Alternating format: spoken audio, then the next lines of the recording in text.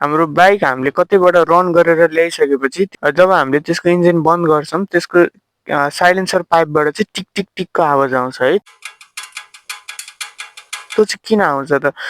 हाम्रो जब engine run हुन्छ त्यसको कम्बसन चेम्बरबाट चाहिँ धेरै हार्मफुल ग्यासहरू जस्तै नाइट्रोजन अक्साइड र कार्बन मोनोअक्साइड चाहिँ त्यहाँबाट रिलिज हुन्छ है।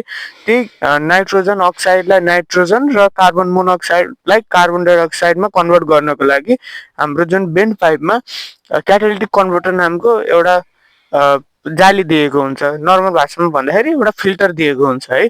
अनि त्यो फिल्टरले चाहिँ त्यो हार्मफुल ग्यासलाई लेस हार्मफुल बनाउनको लागि चाहिँ जुन त्यसले प्रोसेस गर्छ त्यो प्रोसेसमा चाहिँ त्यो एकदमै बढी हिट हुन्छ कि।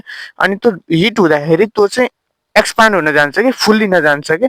अनि जब हामीले बाइकलाई अफ गर्छौँ त्यसपछि त्यसको काम त रोकिन्छ। अनि त्यसपछि जब त्यसको काम रोकिन्छ त्यो आफ्नो नेचुरल फर्ममा आउन थाल्छ कि। त्यो पहिला जुन फुल्लेको थियो तातेर त्यो चाहिँ पछि सेलाउँदै सेलाउँदै सेलाउँदै जाँदाखेरि चाहिँ त्यो खुम्चिँदै खुम्चिँदै खुम्चिँदै पहिला जस्तो साइजमा थियो त्यस्तो साइजमा आउँछ है।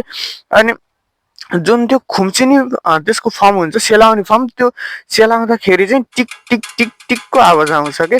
कतिजनाले चाहिँ यो बाइक बिग्रेर आएको अथवा केही सोच्नुहुन्छ होला होइन, त्यो चाहिँ केही पनि हुँदैन। यो सबै बाइकमा आउँछ है। जब इन्जिन हिट हुन्छ त्यो चाहिँ सबै बाइकमा आउँछ। हामीले इन्जिन अफ गर्दाखेरि त्यसको लागि चाहिँ कुनै डर मान्नुपर्ने अथवा बाइकमा केही समस्या आएको भन्ने चाहिँ हुँदैन है यो चाहिँ।